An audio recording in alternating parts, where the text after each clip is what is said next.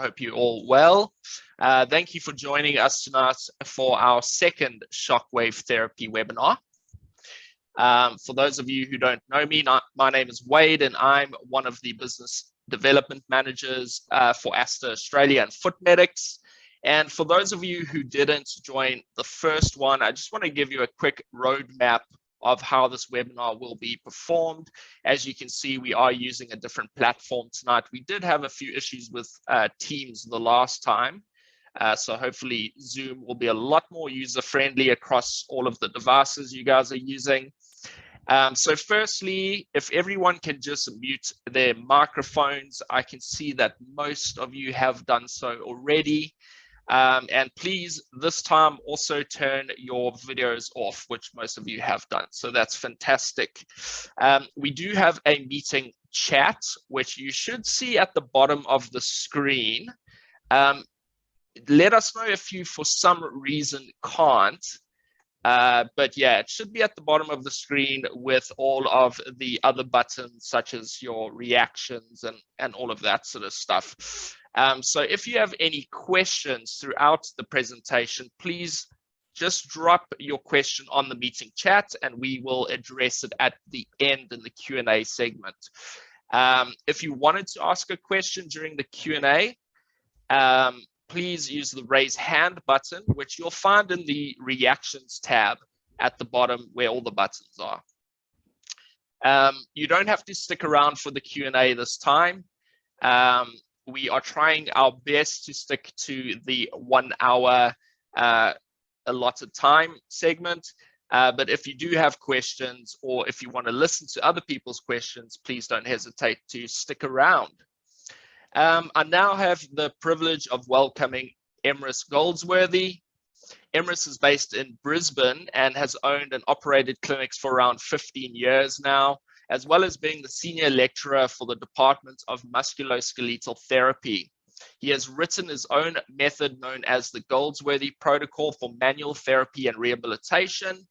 Emrys was one of the first clinicians to use shockwave therapy in Australia and has a very different but revolutionary method on how to utilize a shockwave, which has been proven to be quite effective, especially for those who have done his in-person courses. He uses a Gymna as his machine of choice and has had a machine for around 8 years now. So he should, and he does have a massive amount of experience with the treatment modality. I'm sure he will knock it out the park. So Emrys, over to you. Well, good evening, everyone.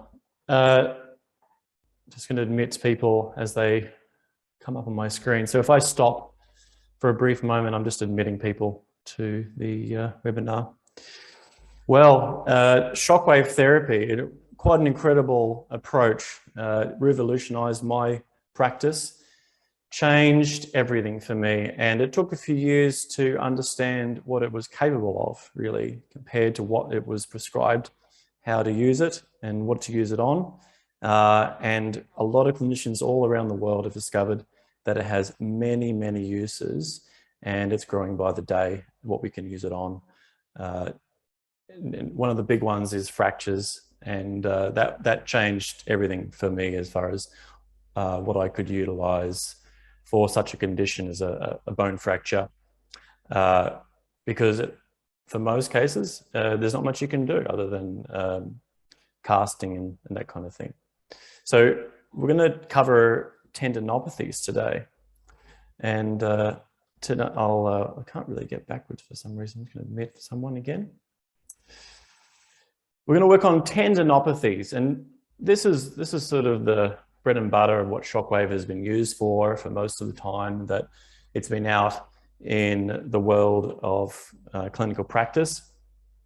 Tendinopathies in also plantar fasciopathy, and it has a lot more that can be utilized for, but tendinopathy is what we need to focus on first and then expand later in other webinars. So I hope that's okay. But on a daily basis as a clinician, you'll see tendinopathy. It's everywhere. And it may be asymptomatic tendinopathies that lead to weakness in say a particular movement or a biomechanical process that leads to other kinds of pain. You know, someone might have an Achilles tendinopathy and that leads to a knee problem, but they don't actually have that much pain in the Achilles. And so sometimes you're not treating the area of primary pain. I'm sure you can all appreciate the relevance of doing that. So consider that tonight it's not just about treating the primary symptom, it's about treating the underlying cause as well. All right? So Shockwave, the whole idea of Shockwave when it comes to tendinopathy is to stimulate healing, to stimulate repair of the collagen, and to normalize the heterogeneous zones. The areas that have abnormal web-like appearance in the tendon when you have a tendinopathy. Stimulate blood flow, stimulate repair enzymes. And that's not that easy to do. It is not that easy to do, but the introduction of this therapy allows for some change, and much faster change. My clinical experience, utilizing other therapies on tendons has always been hit and miss. You know, sometimes it works, sometimes it doesn't do anything at all, or sometimes it makes them worse. And it's always difficult to know what's going to work with tendinopathies. Shockwave therapy, the consistency of shockwave therapy is phenomenal. You know, as long as you don't do stupid things with the therapy, like anything, you have a measured approach where you go in slow and gradually build up within their boundaries, you're going to get the effect you want. It's going to happen. And if it doesn't happen, ask questions why, and you'll learn from it. Not like unlike anything else that you do in clinical practice. I will just say, if you have questions, just repeat. If you have questions, please put them on the chat, and I can answer them later on. I'll just check if there's anything there. Okay. So let's have a look at, hang on. Let's have a look at what the International Association has been talking about as far as what has the most indications as far as the research. And we'll go down in hierarchy. Now, that's not to say that any one of these is better suited to Shockwave. It's just that there's the most research on this page. So chronic tendinopathies listed here. Greater trochanteric pain syndrome is put under that. You could say it's a gluteal tendinopathy as an example. Plantar fasciitis with or without spurs. Fantastic for plantar fasciitis. We're going to talk about that today. But there's a few anecdotes I have to say about it because there are certain circumstances where it doesn't seem to work. And I'll tell you what they are. It's my experience. Bone pathologies. That's a fantastic area.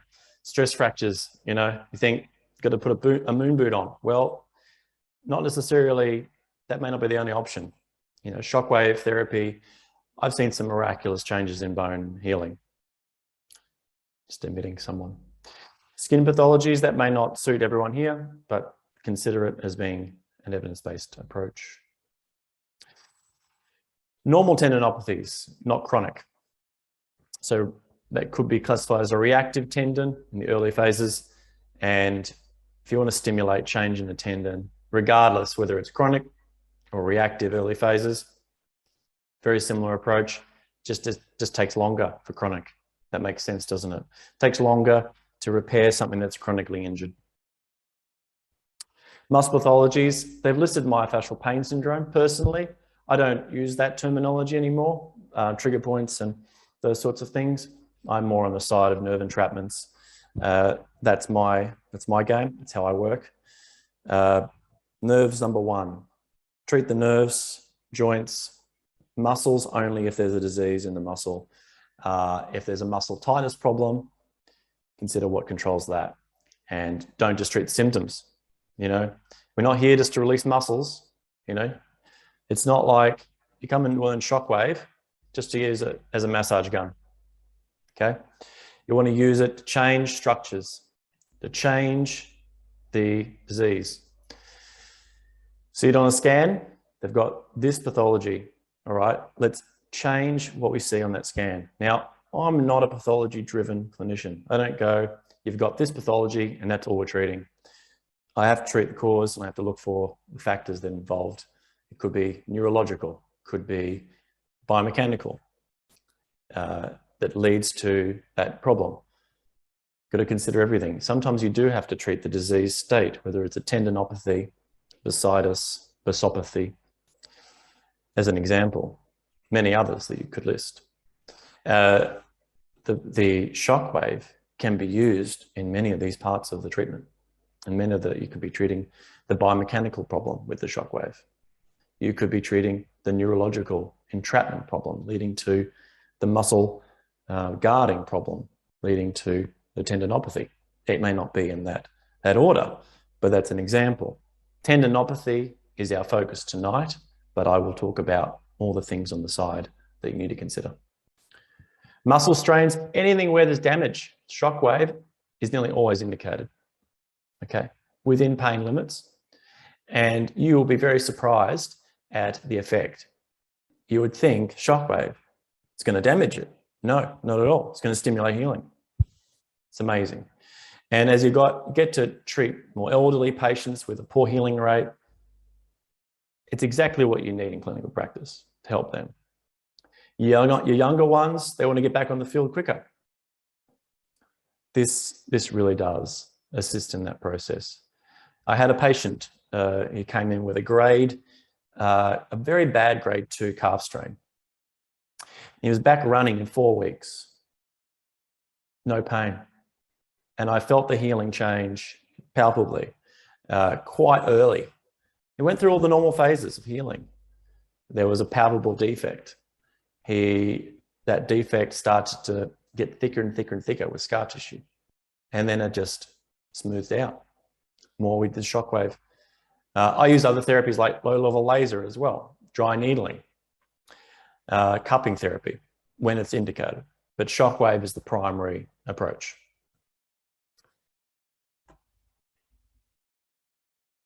Here are some conditions you may not realize. Osteoarthritis.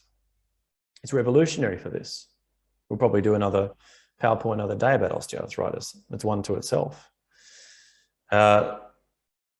Dupuytren's contracture, very effective when you consider there's a surgical approach. For many of the people that don't want to do that, they want to try something else. I have had very good success with Dupuytren's. And it's not something you see in the clinic every day, but you've got the shockwave in your back pocket, that walks in, you've got a solution. Whereas often before, you don't have much other than stretching and other soft tissue release techniques, which are hit and miss. Again, hit and miss. A lot of them work, not to say they don't work, but shockwave works faster. I guarantee it. It will work faster. They've listed carpal tunnel here, but I can tell you nearly all nerve entrapments will get an effect from this. You're going to, no matter what, you're going to get a case where each of these doesn't work. And it might be the case that that person responds to a different therapy, but majority respond to shockwave therapy. You're going to have your types that respond to exercise. You're going to have your types that respond to soft tissue release. Your types that, mobilization techniques like Mulligan, Maitland techniques. But you need to trial and error approach for those. But with shockwave, the consistency is far more obvious to you. You go, right, well, it works seemingly every time. Is this possible? Well, it is, particularly once you use it correctly and you don't just use it everywhere and use it in the wrong dose, the wrong locations. So accuracy does matter. I can tell you, I've been inaccurate with it and ineffective. But then I just move half an inch in another treatment and it gets the result. We all know that trial and error often plays a role in the recovery of a patient. Okay. And these are considered experimental at this stage. I personally find that peripheral nerve entrapments are the key to treating most problems. That's my opinion. You can approach things biomechanically, through rehab. You can approach things myofascially. You can approach things through changing tone and muscle. Joint mobilization. In fact, earlier in my career, 80% of my treatment was joint mobilization using the Mulligan and Maitland approaches. And it was very effective.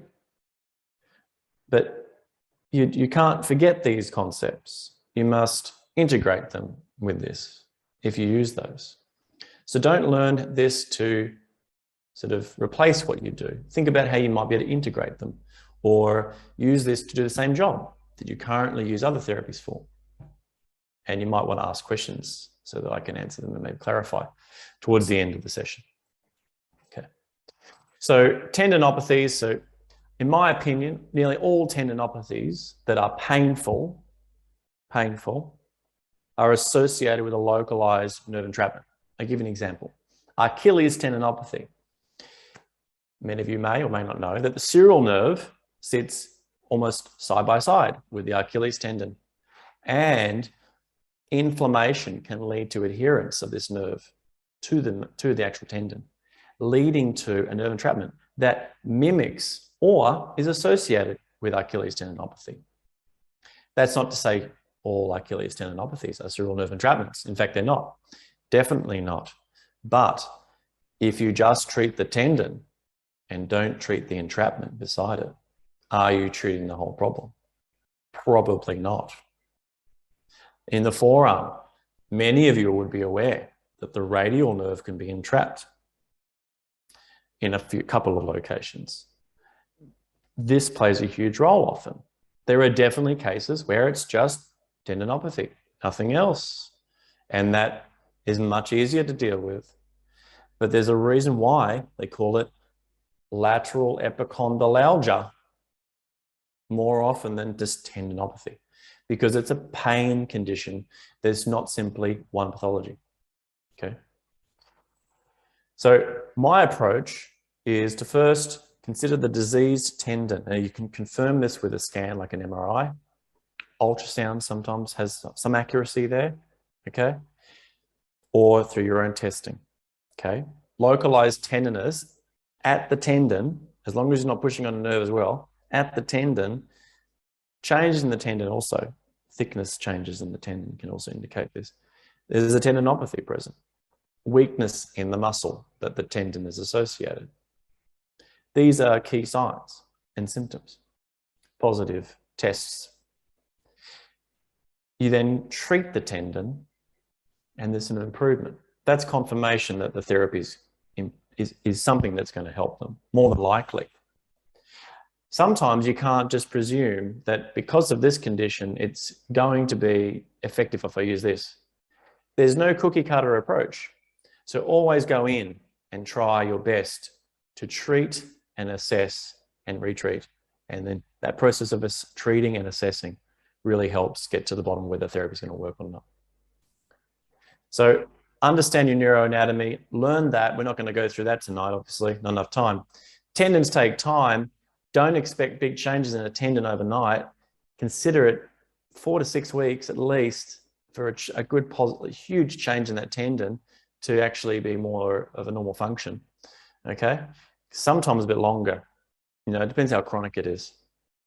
But if they've been dealing with this tendinopathy for years, don't expect all those biomechanical flaws that contribute to the tendinopathy to just go overnight. You know you're going to be dealing with problems throughout their whole body, their full kinetic chain issues for weeks and weeks and weeks.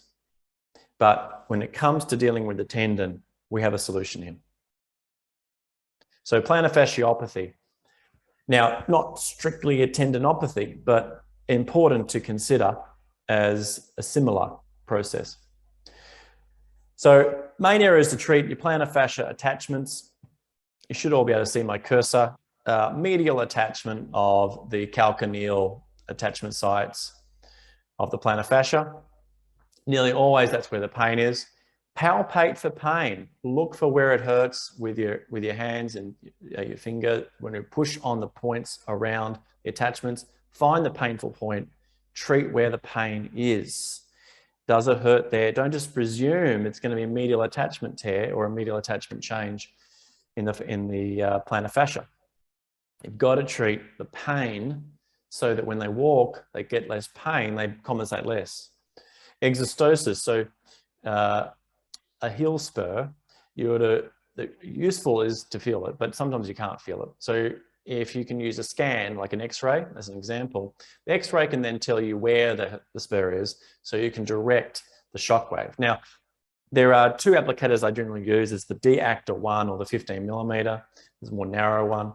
The narrow one can be very effective if you combine it with the D-actor, because the 15 millimeter is better on the bone, right? More often. Sometimes the D-actor is more effective. I'm not sure why, but like anything, some things don't make sense in clinical practice. It's a bit of a mystical process. But 15 millimeter on the exostosis, D-actor I'd recommend more so at the other attachments. Now you can go in to treat the nerves that are coming around the area. And on the bottom right-hand corner, you can see the medial calcaneal nerve, and you can palpate that along that medial calcaneus ankle region. And you want to treat that as well, particularly if it hurts, and follow the nerve all the way up. The tibial nerve is a nerve that you can treat all the way up into the calf, and even the sciatic nerve, because it's a derivative of the sciatic nerve. Shockwave, I use a D-actor. Shouldn't be that painful. It should be a little bit uncomfortable, but you do it for about, per point, 200 to 500 shocks. Depends on the patient, depends how much change is occurring. You should find that the tenderness will drop by then. Often the best thing is to do a small amount of shocks, get them up, walking around, and say, does it feel any better or is it any worse? So you really want to make sure that you're not making the problem worse by doing like 3,000 or 4,000 shocks on a point, and all of a sudden they get up and they can't move. So don't be stupid about it. Do 500 shocks, get them up, walk around. Does it feel better? So they'll often say, it feels lighter and I don't have as much pain and it's a lot freer. Okay, perfect. Well, then let's do 2,000 shocks or 1,000 on that spot where it hurts. Most of the time I'll do 2,000 shocks up to 4,000 shocks. And the first treatment, it's better to err on the side of caution. So stay under the 2,000. Don't be doing like a double dose on a heel spur in the first treatment. Just do enough to get some change. The next day, you see how they are. The next day after that, if things aren't drastically worse, they're actually the same, if not better, keep going. Same treatment, apply it again and again and again. You need to do at least 4 treatments to see change here. On average, it's about 6, okay? I get them to about 95% improvement, where they're like, it's just a slight niggle. I get up, just hurts a little bit, but it goes away straight away.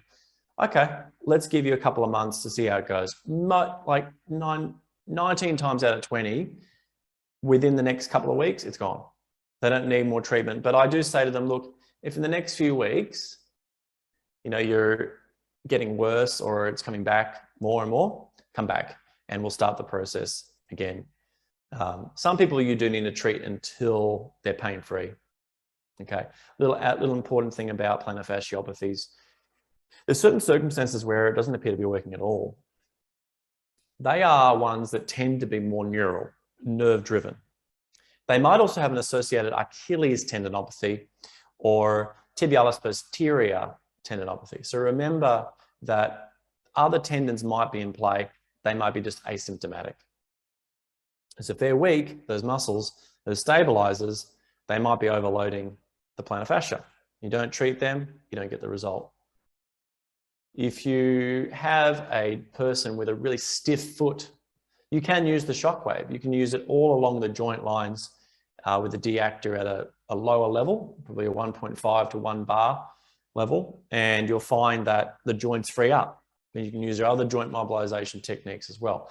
Often, joint mobilization is a key treatment to getting people over the line with plantar fasciopathy, unless they're that hypermobile type foot, which is a different situation. You're going to look at strengthening more with those. Laser I use often, low-level laser directly on the pain points. And dry needling, I used to use dry needling a lot more into the attachment points, but because it's so invasive and uncomfortable to receive that treatment, I barely use it anymore. Dry needling I would use more so in the musculature, like the gastrocnemius and soleus. Okay, moving on. Any questions? Don't forget, write them in the chat.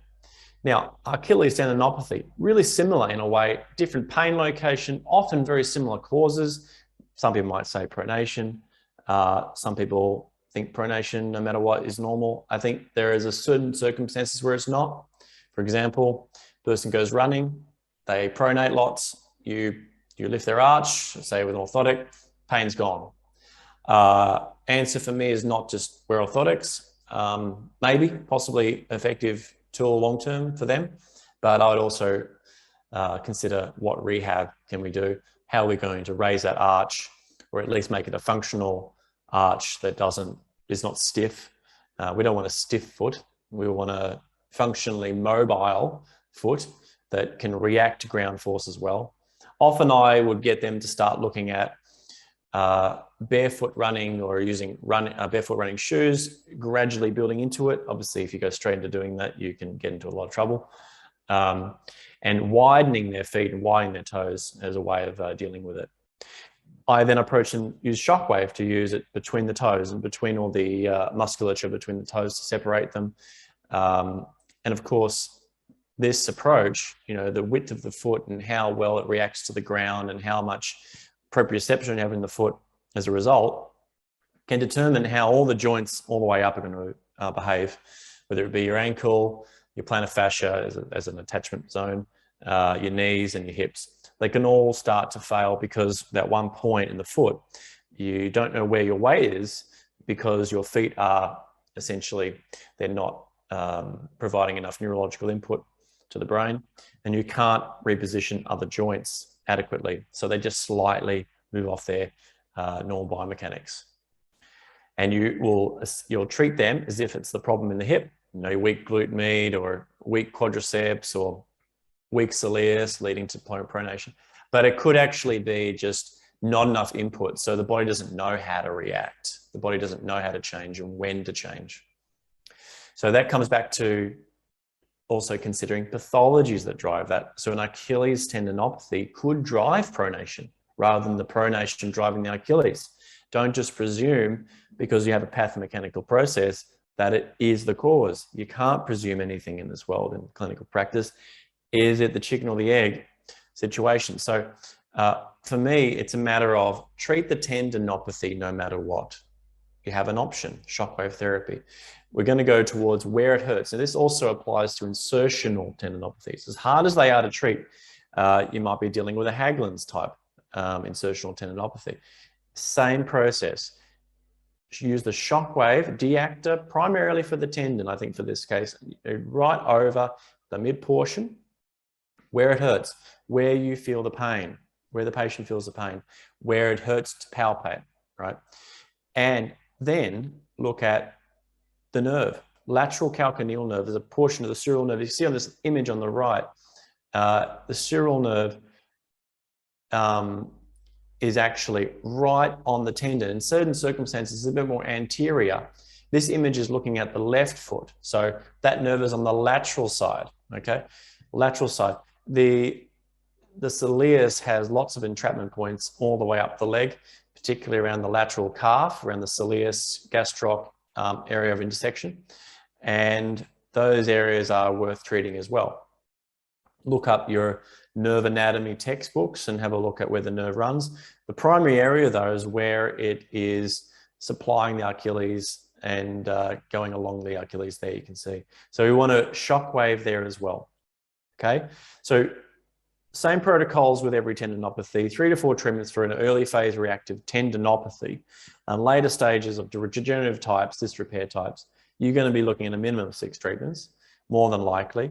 And you can have them in about 2 to 3 times a week. For a reactive tendon, it can happen 3 times that week or 2 times. For a chronic one, you probably do it twice max. Once a week is okay, but twice is better. Twice is far better. You just want at least 1 or 2 days in between for them to kind of recover, because the body, you're stimulating a healing response and you're going to get it in those next few days. That's why a lot of people feel worse the next day. You've engaged in almost like an inflammatory response, which will engage the healing response, okay? Depending on where it is in the phases, tendons everything goes through phases of repair. The first phase is where the cleanup occurs. It's a sort of a catabolic phase, and that phase is inflammatory. And so you want that to happen. You don't want to inhibit inflammation in the early phases. So if you consider that inflammation is required and is not to be inhibited, early phases of repair, you want to promote it, okay? And then later phases is more anabolic, where you start to see true repair processes where building blocks are being inserted, collagen. So in those phases, the shockwave is still effective because what it's doing is stimulating these repair enzymes. It depends what phase it's in, whether it's going to have an inflammatory response from the shockwave or an anabolic effect. But overall, the net effect is anabolic, okay? Because it has to go through its inflammatory catabolic phase and then go into anabolic phases. Coming back, sorry.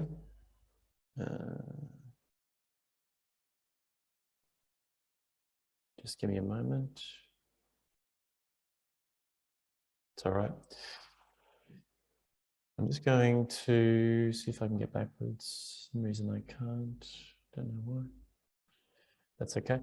So Achilles is that. Consider the phase of which you're in. Don't expect change where they jump up and they're pain-free, okay? Understand that they're going through a physiological process. Catabolic phases, early phases of treatment, and early phases of rehabilitation are going to be a bit reactive in that sometimes they'll have the next day in more pain, but the next days after that are far better, okay? Then you know you're doing the right thing, because what you're doing is you're stimulating healing. Pain is often a process of healing, not a process of I've stuffed up, oh, I was in more pain. Yeah, but did you get better after? Yes, I did. Okay, I didn't stuff up. It just had to go through that process. Depends what the pain is. Most of the time, you can tell it's just a bit achy. It's a bit achy in the area of where you treat it. Okay, that's fine. But did you get a lot worse in other areas, or did your pain change in a negative way? If it starts to change in a negative way, you've got to really, understand what might have gone wrong in the therapy. Did you treat an area too long? Did you over-treat an area? Did you irritate a nerve by over-treating it? Best principle for treating nerves is just to go lower intensity, lower bars, 1 to 5. Don't make it painful. Like if just a little bit sore with it is fine. But if you go too hard, you're running a big risk. So extended tendinopathy, same process, but different structures, right? So you've got to get on to where the tendon attachment is, up at the lateral epicondyle.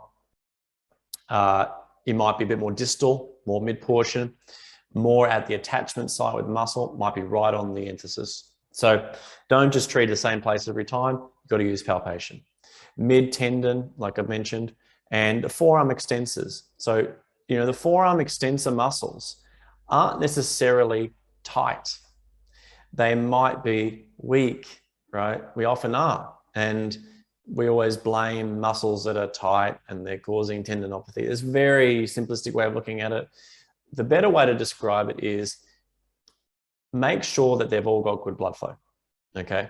Shockwave to the muscles is not about releasing them necessarily. It's about improving their blood flow so they function better. And then consider the nerve entrapment. So you can see here on this image on the right bottom corner, you can see that on the radial head as the supinator is a tunnel, the arcade of Froese. This is the arcade of Froese. And that deep branch that is shown there, as you can see, the deep branch nerve going into that tunnel. You want to target that supinator muscle right around that radial head. Look for pain there. That's not the tendon. Our tendon is right up here up at the extensor point, you can do the middle finger test, lifting that, or the extension, or a grip test, okay, to find out where it hurts. But target where it hurts with the shockwave, but don't forget this nerve, because often that's going to be the difference between success and failure with this condition, I can tell you.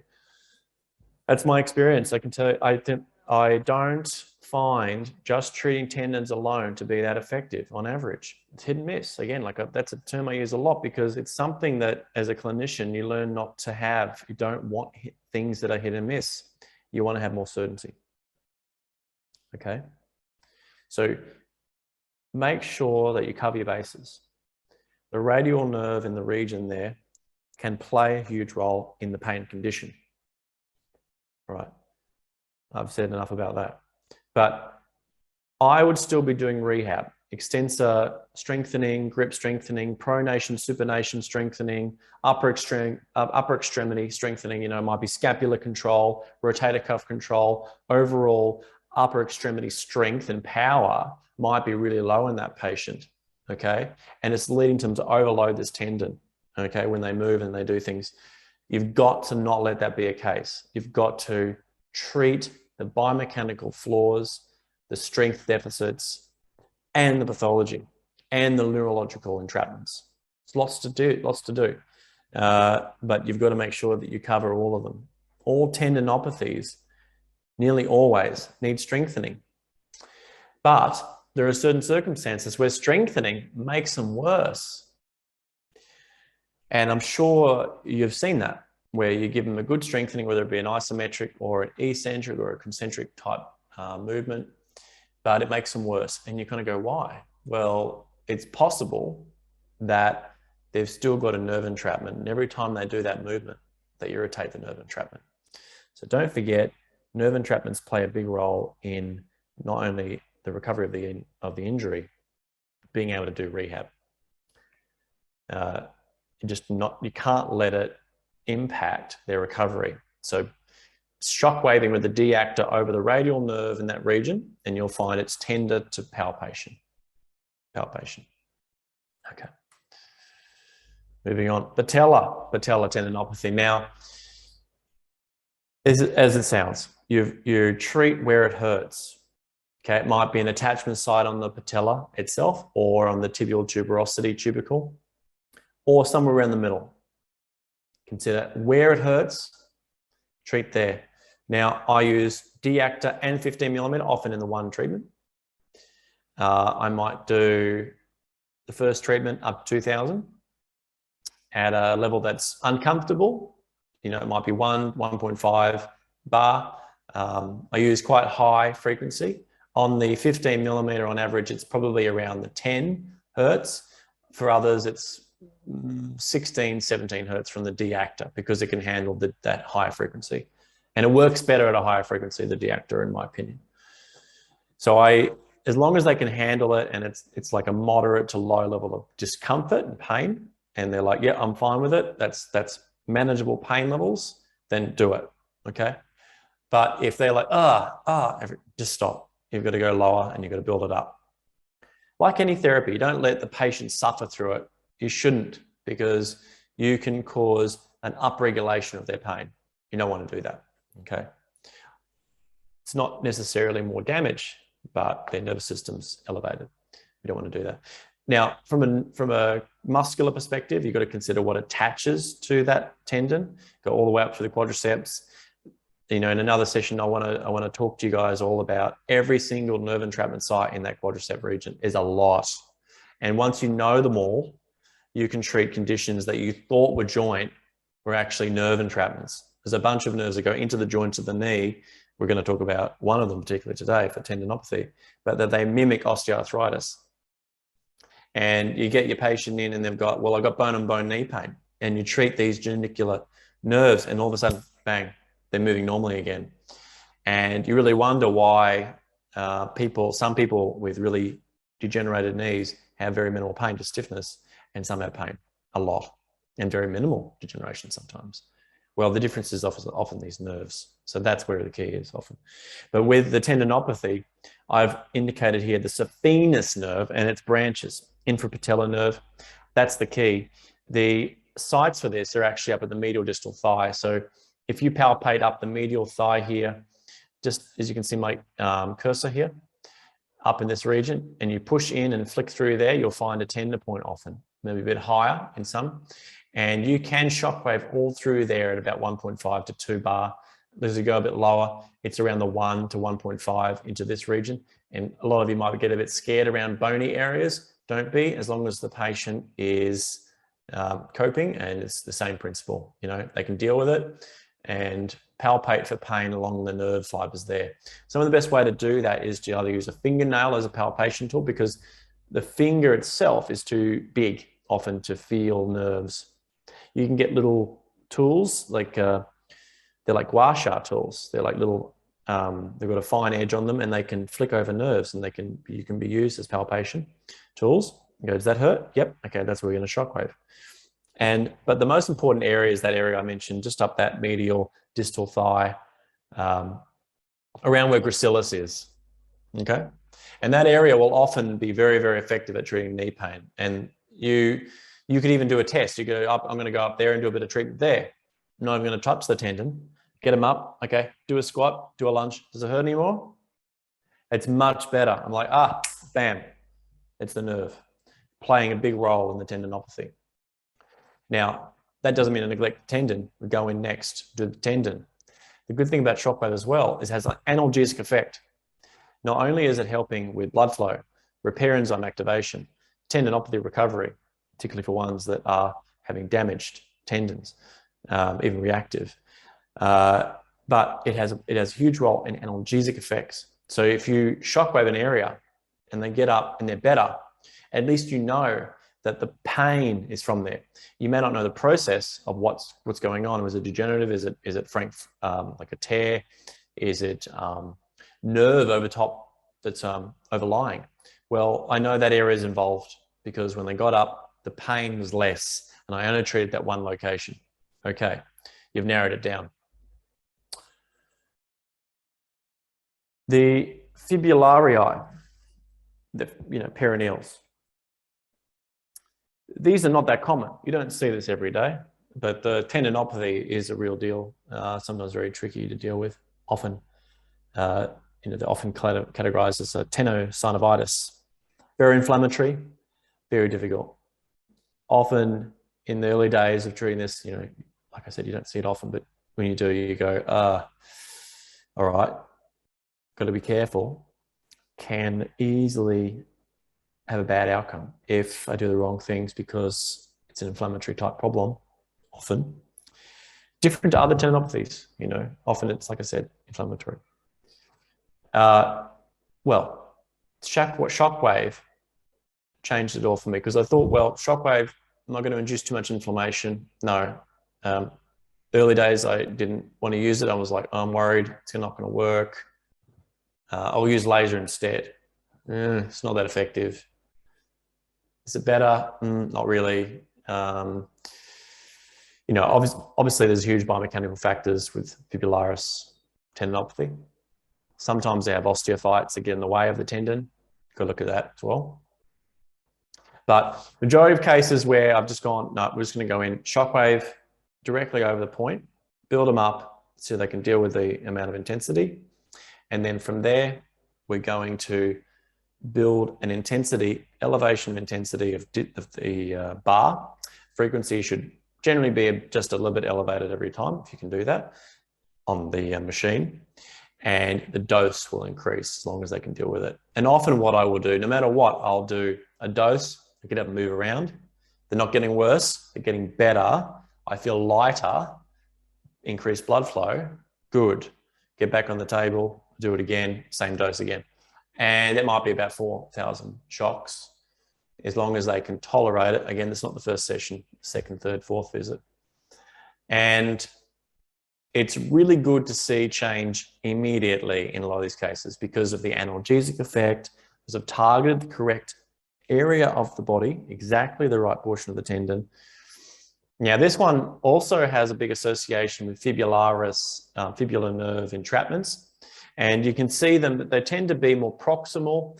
along that superficial fibular nerve, not so much the deep fibular nerve, but the superficial fibular nerve, and that crosses around that ankle sprain region, ATFL area. So wherever you palpate the ATFL, that's about where your fibular nerve will be. That area can be shockwaved, although that is very often quite tender. It's hard to tolerate a lot of shockwave there. Very low level would be good, 1 bar. But you would go more proximal. Think about the entrapment sites all along that perineal muscle, bellies, wherever it hurts through there, even up proximal, up near the fibular head. That might be an area of interest as well. Often that is quite tender and proves to be effective at treating this problem. But again, biomechanics. What else is going wrong? Are you dealing with the whole kinetic chain? Cerebral nerve can play a role too. It's not directly there, neither is the fibular nerve. You have to consider that as well. So that we talked about that with Achilles tendon. So same principles apply. Okay. Tibialis posterior. So tibialis posterior, again, it's not that common. I mean, you see it. And if you deal with certain sports that involve a lot of running, you're going to see it more. I have a particular interest in ballet because I used to be a ballet dancer. So I have a lot of ballet dancers that come to see me.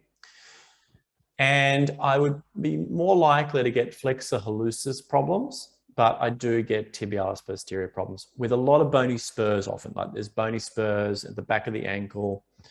And Shockwave, if I had this years ago, with things like osteogonum and other types of spurs, you probably find that they didn't need to go for surgery. The amount of patients that respond with spurs, if you do it accurately, got to get an X-ray often, it's quite astronomical, that the effect, particularly if you do the right dose, the right intensity, and you're accurate. Sometimes that's the problem. You won't get rid of a spur if you're not directly on it and you're not doing enough dose or enough intensity. Higher the intensity, the better. You can imagine that if you want to break down pretty chalky bone, you're not breaking real bone down, like strong cortical bone, you're dealing with the osteophyte. It's not going to handle a hell of a lot of pressure on it. It will disintegrate eventually. And the calcifications and spurs it's what you want to target often. These are often the cause why they have that tendinopathy, because it's sort of frictioning across it. So you can't just treat the tendon. You really can't. It's not going to be effective. It's just going to be round in circles over and over again. But if you can get onto that spur, find out where it is. Like I said, scans, deactor, combination of a deactor, then use a bit of 15 millimeter to get more pinpoint accuracy. The deactor is a bit more tolerable sometimes. Just depends on what area you're treating. But I've said where you use it over the other one. But I use the deactor far more because it just has a bit more wider use. Not necessarily in every single case better than the 15 millimeter. Often the 15 millimeter is better, but I would use the deactor more often. Okay. So then you look at this and you think, well, what else can I do? I'm not just going to treat tendons. I'm not just going to treat muscle bellies. I also want to consider what impacts the overall movement. And I've mentioned this, I'll mention it again. This therapy, particularly the deactor, can be used on joint lines. You've got someone with a subtalar joint stiffness problem, or even subtalar joint pain, talocrural joint pain. You know that because you've done a joint glide and that's replicated their pain. It's very feasible that shockwave to the area of the joint line, remembering that this is applied to inflammatory conditions as well, not just degenerative, and also to fractures, right? So things you may not realize, it is extremely effective. And you apply it to a joint line, you got to know your anatomy, you apply it to a joint line, and that joint moves better. If you think about, that is putting in a lot of sound pressure, okay? That pressure is going into the joint, and that joint pressure is going higher and higher, and it's separating a little bit. So it's almost like cavitation in a way. It's not strictly cavitation in the chiropractic sense, but it's sort of opening that joint briefly. and giving it a bit of space. Hydraulic pressure might well see some changes in synovial fluid and the joint. Anecdotally for me, I see the joint moves better straight away after an application of about 500 to 1,000 shocks over the joint line where the joint line is not moving adequately, right? So, I mean, I can't teach you everything, you know, everyone's got their methods, their approaches.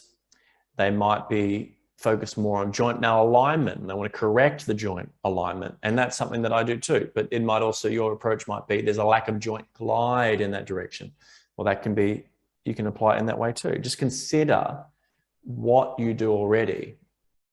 You know, if I want to correct alignment, I do often use the Shockwave. I'll apply it to a joint and I'll push it in the direction of which I believe it's out of alignment.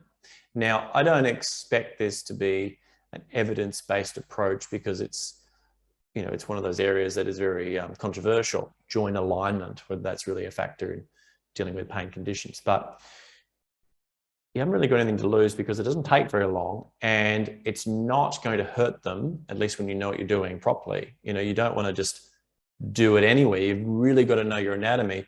You know, I might have, say, let's use an example. A radial head that feels to you might say posterior, okay? So it feels like it's more prominent and I want to push it back in. So it's more anterior. Take pressure off the nerve. That's a very classic approach to dealing with that nerve entrapment from a joint perspective. You could use the Shockwave over that and push it that way, like as if you're using a hammer. You're pushing it back into alignment with the Shockwave. It is effective. And I get so shocked sometimes. I use it on the spine and I use other methods as well of correction. And it's almost too good to be true sometimes when you direct a spinous process from that position to straight alignment. And it's so, you know, I have to retest and retest over and over again to make sure, am I just imagining this? Am I just imagining this? Yeah, well, the key test is, can they move better? If they can, that's all that matters. You don't have to be saying, I've corrected a joint alignment and I'm amazing, you know, because look what I can do. It's not about that. It's about what's your approach? Does that joint want to move in that direction? No, it doesn't really, it doesn't like that. Other joints are moving pretty well. I'm going to push that joint in that direction so that there is some continuity of movement throughout that whole line of segments in the spine. And you can talk about spine stuff later in another webinar when we've got more time. But when you create good movement in a joint, the effects are obvious straight away. And they'll be able to tell you, they'll feed that back. If it doesn't change it much, there's no loss unless they got worse. So like I said, don't be putting them through a lot of pain. If you're doing in the correct direction, a direction that is stiff and it's clearly not wanting to do that movement and it's not now aligned in that direction that you're pushing it in, you know, it could be the case, or they haven't got a strict hypermobility syndrome like Ehlers-Danlos, or there is whole approaches you can do with Ehlers-Danlos, but that aside, you don't run much risk. I can tell you, there is not much risk. Okay. Now, just to finish off, supraspinatus, I think this is the last one. Huge one, we see it all the time. Insertion points, figure out what the scan says, go in for the insertion point, enthesis, mid portion. You can access it on the shoulder, it's right there, bam, straight in there. Shockwave where it hurts. Shockwave, excuse me, the whole tendon for good measure. Don't want to, you know, you don't want to miss the area of tendinopathy. Go up here into the area of the muscle belly, and then also look at the suprascapular nerve. Now, this nerve is going to go into that tendon, and it's going to mimic often the pain. And you can do that here. I've indicated here. So you've got the suprascapular nerve as shown in the picture. Right there, it's coming through, and a little bit lower, right? So the sphenoglenoid notch, lower down, you can get that as if you drop just over that spinal scap and you can palpate just there. There'll be a tender point. You can use the Shockwave to find the pain point, okay? And you can Shockwave right there because it's going through the bone. Sometimes you can even find that it's more painful on the bone, right on that spinous gap where that nerve is going through. You want to decrease that entrapment if it's present, and just a bit more proximal and medial to get the suprascapular notch as well. A lot of supraspinatus tendinopathies don't respond well to, or any kind of tendinopathies in the shoulder don't respond well to rehab. There's certain circumstances where they do it and they get worse, and you go, well, deal with the nerve entrapments. I tell you, that's the key. Most of it is that this or other nerve entrapments. There are other nerve entrapments like axillary nerve, radial nerve in the back of the shoulder, musculocutaneous nerve. They could all be in play, but this is the primary one. That's what I'm focusing on today. If you don't deal with it, that might be the reason why their rehab is so painful and that they don't get better. My shoulder, I had a real problem with my AC joint. As soon as I started doing really heavy strengthening, I got better. I knew I was going to get better from it. Shockwave didn't help it. It wasn't that kind of problem. I just did overhead presses, rotator cuff work, just strength, and I got better. And I knew it because I was getting better progressively. And after doing the rehab, often I would even feel like I had less pain. But there are definitely cases where it's not. And you need to think about what else you can do and not just throw them straight into doing rehab. Okay. Here are all the different applicators. Talk to Asta about what you might want to utilize. I've mentioned the D-actor. The D-actor 2 is a lot bigger, but the D-actor 1 I use the most. Then you've got the 15mm focus and 15mm. The focus one is really good at certain tendons as well, but I often use just the normal applicator, 15mm. All right, now's the time for questions. So perfect, 7 o'clock, right on time. I'm going to go through some of the questions in the chat. Excuse me. Now, how to decide the length of gap between treatments. Yeah, I think I mentioned it. Look, I think 2 to 3 days is about right. That's about minimum. I've definitely done Shockwave on a patient when they've come in for a week. They've traveled interstate, and I've treated them every day. Most of the time, you will get day 1 and 2. Day 3, they need a break. Day 4, they're good. Day 5, day 6, they need a break. So it's the same kind of thing. I think you need to make sure there's about 2 or 3 days in between. And if you're using laser, you can do it every day, twice a day. Laser's different, but with Shockwave, yeah, you definitely need 2 or 3 days in between. I would do, the more the better. You can get them in more often.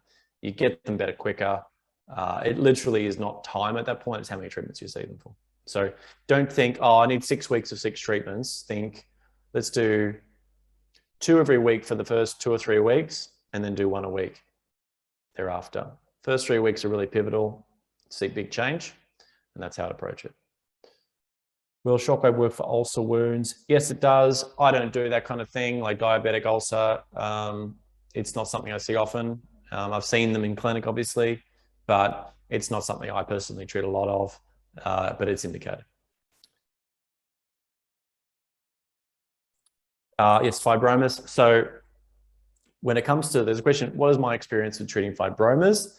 Fibromas are often present with tears of plantar fascia, or they might be present in other tendons as well. I had a case of a guy who developed a fibroma after his Achilles snapped. It was in the plantar fascia. His one did not respond to Shockwave very well. Not very well. It didn't respond to a certain point. It got flatter and easier to deal with, and it wasn't as thick. 50% better, I would say. But after that, it didn't change. Mind you, he didn't have any pain from it. So he had the mobility, the normal function. His Achilles had fully repaired. He was out of pain. So if we'd done more treatment, it might have got the result.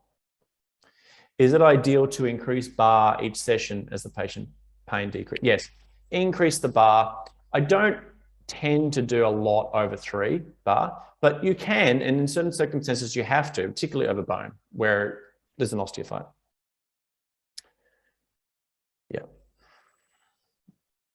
Peripheral neuropathy, incredible benefit for peripheral neuropathy. That's my bread and butter. So it's a big yes. Do I move the head regular?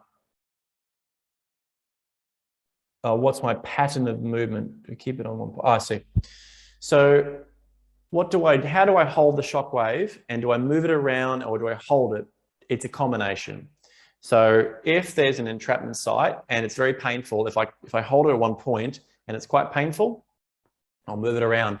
I'll do what I call just brushing, where I just brush it with the shockwave like this. I'll go shock, shock, shock, lift, shock, shock, shock, and they can handle more. You know, there's some patients, they're like, I can't handle it, it's too heavy. We'll just do brushing at a very low level. And then that's a way of lowering the intensity, just having a light brush of the shockwave over the area, and then gradually putting more and more pressure in, and then eventually you can hold it. But holding over a location is more intense often than brushing and going backwards and forwards. Going backwards and forwards is a way of just lowering the intensity in a way. If you're dealing with a big area of dysfunction or a big area of adhesions, broader is better because that means you get more done more quickly. How much pressure do I use? Obviously depends on the depth of the structure. So if the structure is quite deep, you know how deep it is, you will need to push harder to get it in there. If it's like an Achilles tendon, it's not much pressure at all because it's superficial. If it's, say, the tibial nerve behind the gastrocnemius, we'll have to push firmly. Okay. Yeah, depends on the structure. Shockwave, yes, it can be used for cellulite. I don't use it for cosmetic things. In urology, it's used for erectile dysfunction. Patients ask me about that. It's not what I do. So I tell them, go and ask a urologist. There's lots of other weird things that are not really my area. I'm musculoskeletal, neurological, and so on. Question about ligament strains. So yeah, like a sprained ligament. Yes, so again, it's the same principle as if it was a fracture. You apply it within their pain limits, and first time you just go a little bit less, not too intense, and then I often find in that first week post sprain, most treatments make them worse, but overall they get better. They get better much faster. So don't be alarmed in the early phases of a sprain rehab or a sprain recovery that they have fluctuations in their pain. It's normal because they're still in the catabolic repair cleanup phase. So yes. Do you use strappings or other treatments after? Look, I reposition nerves with tape. It's neural taping. I do that a bit. Sometimes I'll reposition a muscle. It's a type of Mulligan taping that I do that maybe some of you know about. I don't use a lot of taping. I find it a bit ineffective and it gets in the way of movement. Like the only taping I probably use is like a kinesio tape. But I do think it's effective if it's used on nerves and to reposition nerves. If they're entrapped, you can pull them away from the entrapment. That's useful. Yeah, I mean, look, I used to do it a lot more, kind of grown a bit older than me. Yeah. Peripheral, what is the science behind this? How do you apply it? What results do you get when treating peripheral neuropathy? So peripheral neuropathy on average, I mean, there's different types. You know, you have diabetic neuropathy, although that works, it works for that. Strict peripheral neuropathy often is associated with a loss of blood flow, and that is the first phase. And that results in changes in the metabolism of energy metabolism and results in an increase in lactic acid. Lactic acid then changes its structure, it becomes predominantly hydrogen ions. And hydrogen ions is actually what it goes on to neural structures. And sometimes it's not necessarily the nerve structure itself. It's like a connective tissue around the nerve. And the pain receptors there, along those nociceptors, you see membranes or membrane-bound receptors. There's two types. There's the TRPV1 receptor and the acid-sensing ion channel. And both of these are responding and causing activation of nociception because of the increase in acid levels, because the drop in oxygen levels leads to an increase in lactic acid. That's why you get most nerve pain. Other nerve pain can be associated with what's called a neuropathic state, where there's damage. those also respond to shockwave in the same way that a bone and ligament would, except when it comes to ones to do with blood flow, shockwave works due to blood flow increases and because it literally, in my opinion, shakes the nerve loose. I know that sounds a bit basic way of looking at it, but that's how I approach it. Trying to literally shake it loose from whatever it's adhered to, or if it's a bone, I've got to reposition the bone. It's pushing on it. Shockwave on the occiput for occipital neuralgia. You can do it. There is a special head. It's for the atlas, and I highly recommend you getting the atlas attachment for the end, the atlas applicator, because you can use it right on those occipital nerves. There's a few there in the back of the head that you can apply it to, and also around the C1, C2, C3 areas. Very effective for occipital nerve problems. That sort of suboccipital headache. It's not always suboccipital nerves, although predominantly. People blame their C1, C2, and alignment there matters. You can correct that alignment with the applicator, the Atlas applicator. I did that in our last workshop. Very effective, no need for manipulation. Do you have a package deal to entice patients to commit? No, no, I don't do package deals. When you're dealing with health funds, it's sort of a very tricky thing to have package deals. Can we brush the fracture healing cases and common fracture?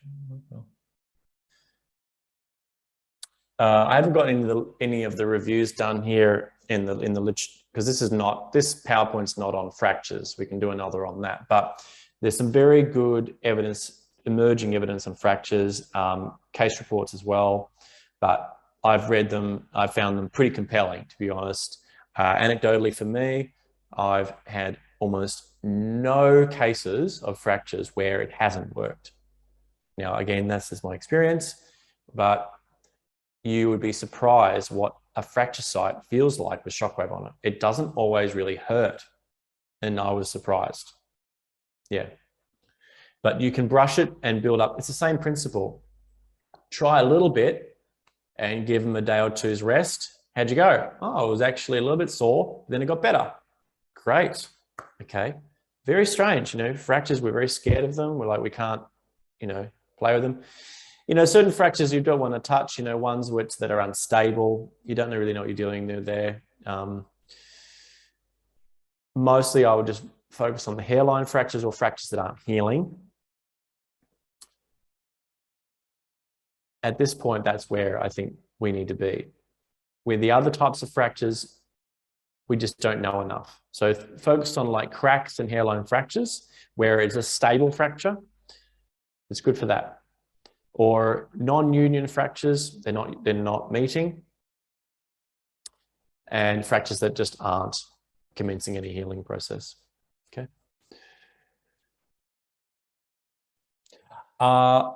So someone says, I use laser therapy at my clinic I work at. Can laser therapy reduce effectiveness of shockwave? Oh no, it increases the effectiveness of shockwave. I use them concurrently. So I hope that answers. Is it safe to use shockwave over a metal implant? No. So if there's an implant or a metal implant that there's no screws and there's no cement, right? So I wouldn't use it on, I have to mention this, right? I thought it might have been mentioned in a previous one, but I wouldn't be using it near cement that's been used or screws or anything that can move or be disrupted. So a joint replacement, I wouldn't go near.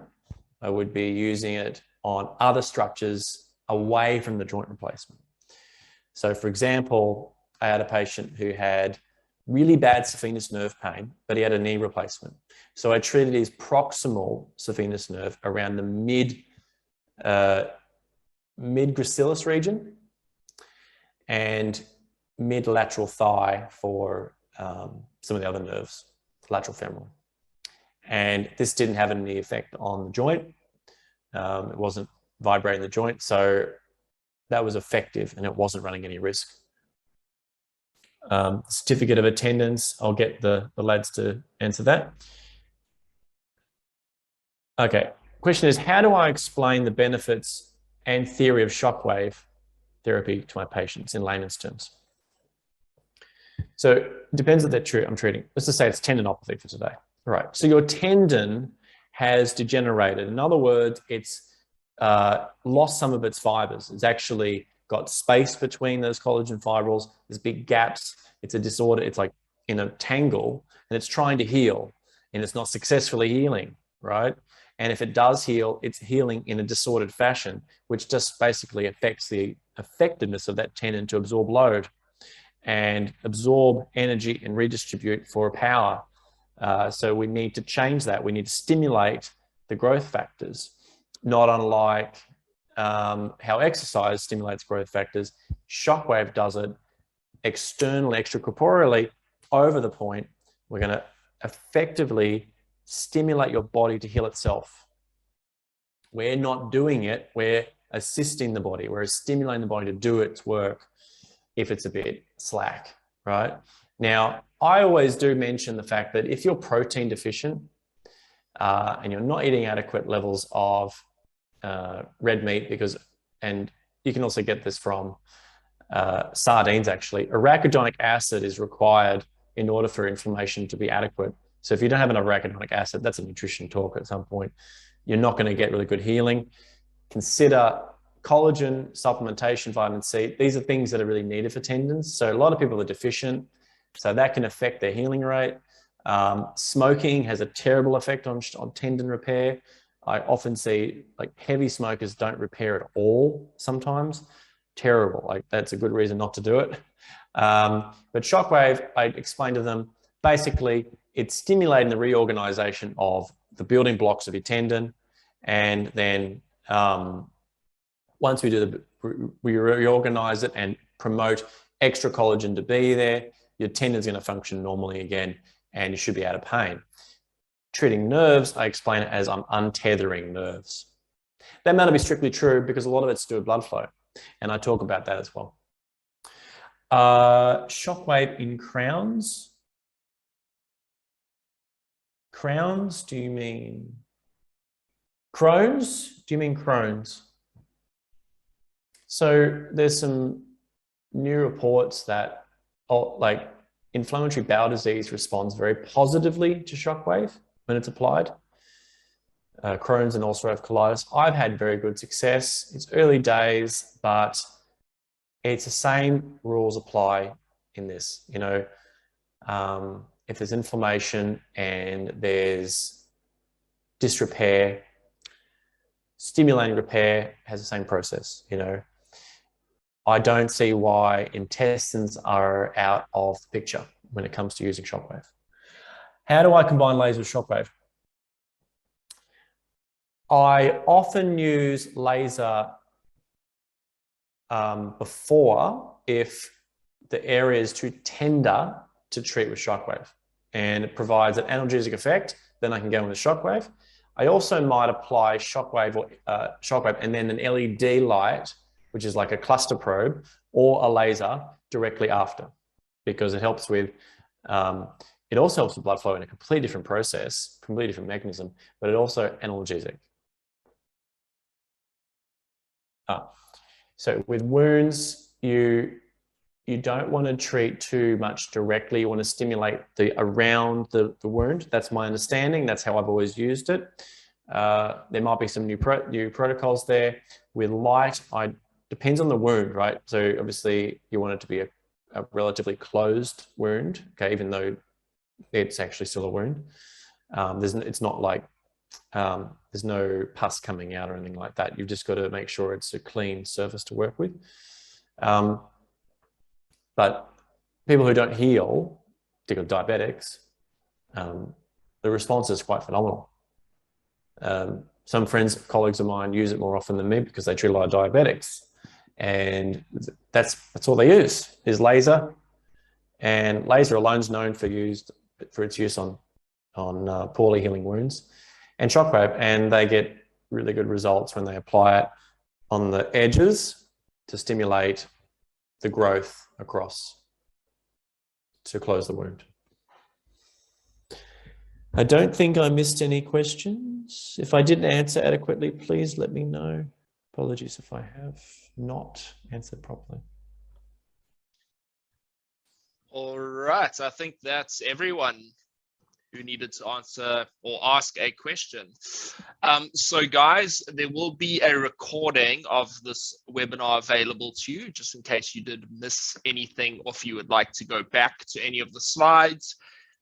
So that will be sent out to each and every one of you, I believe. And just remember, for the third webinar, we have made it on the Wednesday night again. I think it was originally scheduled for the Thursday. So please remember, the date has been changed. It's on the Wednesday night, which I believe is the 27th, if I'm not mistaken. Not sure. Yeah. We'll send out obviously all the reminders and everything that you'll need, and you will get the link beforehand, just like today. I think we will stick to Zoom. It seems to be the most user-friendly platform. But from our side, thank you so much, Emrys. I found that very insightful. And guys, we are going to send you out an email just to ask how it went for you. If you have any recommendations or any feedback, please let us know. It just helps us obviously improve with each and every webinar that we do. So thank you for your attendance tonight, and yeah, looking forward to seeing you guys on the 27th.